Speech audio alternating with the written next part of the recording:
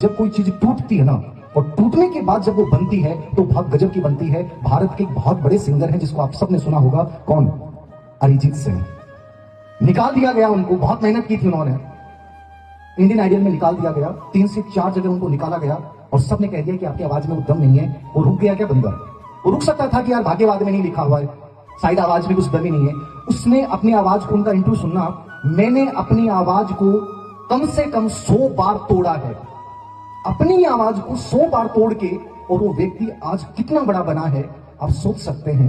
अरिजीत सिंह बनना, सुनना बड़ा आसान लगता है, लेकिन अरिजीत सिंह बनने की जो प्रक्रिया है उसमें आपको 100 बार टूटना पड़ता है।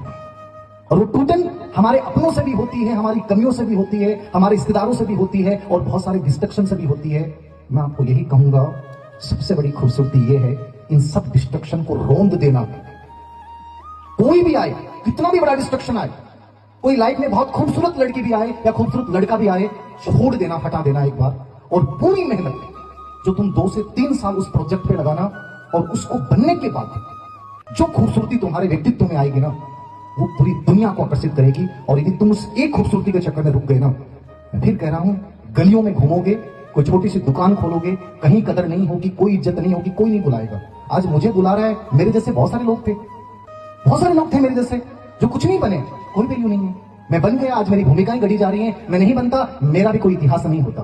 कौन जानता कि 10वीं में सप्लीमेंट्री है? कौन बताता? कोई बताता नहीं। आज वो मेरी कमजोरियां आपको बताई जा रही हैं। क्यों बताई जा रही हैं? कि मैं एक सक्सेसफुल पर्सन बन गया, इसलिए आज मेरी कमजोरियां भी अच्छाइयां बन रही हैं। लेकिन कितने सारे बच्चे होते हैं जो बहुत इंटेलिजेंट होते हैं, उन्होंने बहुत अच्छाइयां थी, लेकिन जब जिंदगी में वो कैरियर में सफल नहीं होते हैं, कोई उनकी अच्छाइयों की बात नहीं करता है, चाहे आप कितने बेहतरीन इंसान रहे हो। इतिहास इस बात का गवाह है। इतिहास पढ़ते हो आप सब लोग, इतिहास से बड़ा प्रेरणादायी कुछ भी नहीं है। हम सब जानते हैं औरंगजेब बेकार था, क्रूर था। दारा सिको जो था वो बड़ा अच्छा व्यक्ति था।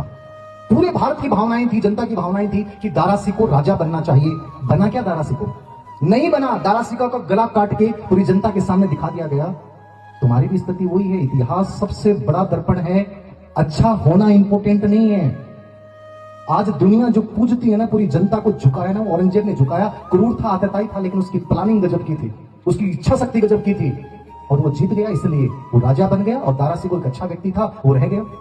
राणा सांगा बहुत गजब के व्यक्ति थे, लेकिन हार गए। समझ रहे हो? दुनिया विजेता को याद करती है। सिकंदर में बहुत सारी कमियां थी, लेकिन जब विजेता की बात आती है हम सिकंदर को याद करते हैं। तो जीवन में इस चीज को पकड़ लो, अच्छा होना महत्वपूर्ण नहीं है। जो समय तुम्हारा है, उस समय में यदि तुम सर्वश्रेष्ठ नहीं बने, शक्तिशाली तुम नहीं बने, तो पूरी दुनिया, यहां तक कि तो मैं तो कहता हूं कि तुम्हारे घर वाले भी भुला देंगे। आज जो इज्जत होती है ना, वो आज की पद और स्थिति की होती है।